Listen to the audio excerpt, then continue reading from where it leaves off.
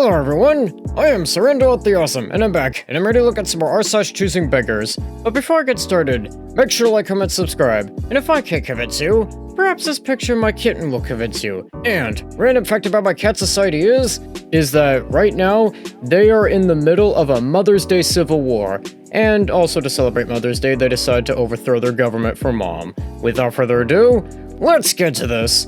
So his first post here says, she can't imagine why $3 an hour isn't enough. And this person here says, I need to go on a rant. I start working from home on Monday and thought I had a babysitter to see my 1-year-old while I'm at work since I will be on camera. She stated that she could do it since she gets out of high school early. I offered her $125 weekly because that's all me and my husband could afford, and that covers breakfast and dinner and transportation back home. She stated that she could only do it for $400 weekly, and we provide transportation to our house and back to her home.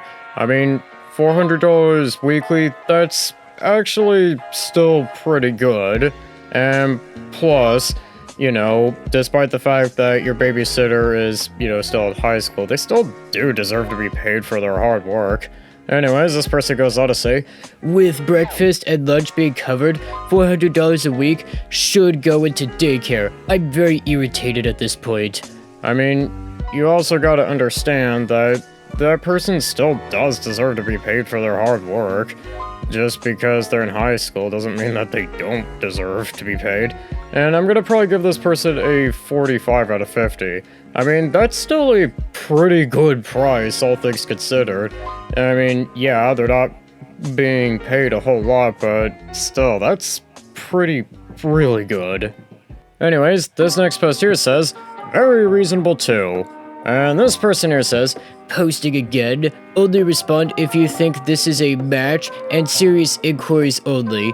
I got a lot of responses the first time with no shows or responses, very frustrating. Looking for a deep house cleaner for a 2-bedroom, 1.5 bath, kitchen, dining room, and looking to stay under $100.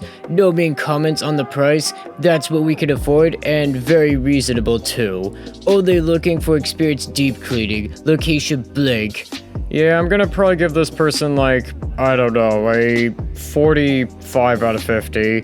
Yeah, you're not gonna get any serious responses. The only thing you're gonna be getting there are troll responses there, my friend. Anyways, this next post here says, can't afford my current rent, credit is terrible, but I need a place that allows chickens, goats, and cows.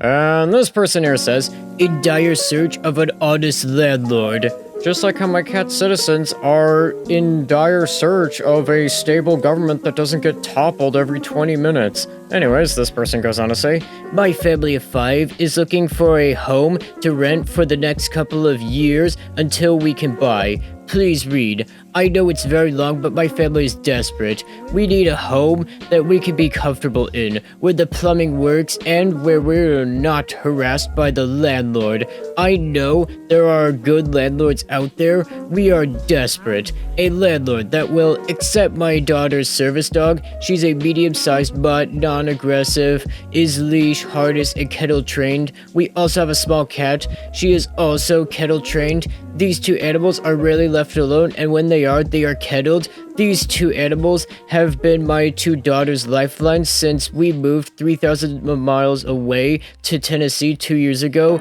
They are flea and tick treated monthly. They have their nails cut monthly. We are extremely responsible pet owners. We are willing to pay pet deposits if required. A landlord that will allow a chicken coop and a garden. Wait, so like you move the whole garden and a chicken coop? I mean, I don't know too many landlords that would, allow that. Anyways, this person goes on to say, my 2 teenage daughters homeschool. They have raised these chickens since they were eggs, and a lot of their schooling revolves around the care and upkeep of their chickens. We also use them as a method to make some extra income selling their eggs. We have a very large garden every year to help feed the family, others, and to sell at a farmer's market. If we could find a place that would allow a couple of goats and mini Highland cows that would be an added bonus, as that was the plan here where we ended up. Yeah, that's kind of a lot there, my friend.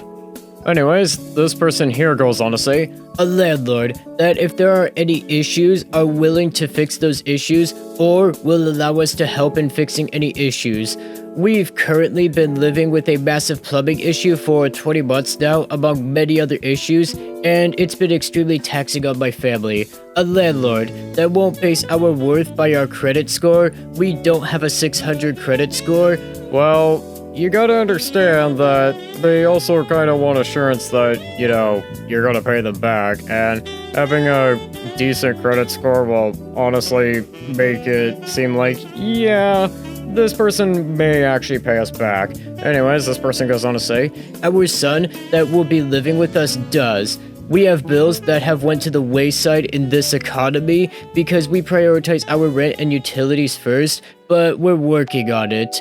We don't party, we don't smoke. My son and husband work all but 4 days a month. Me and my 2 daughters stay home and tend to the garden and animals and schooling.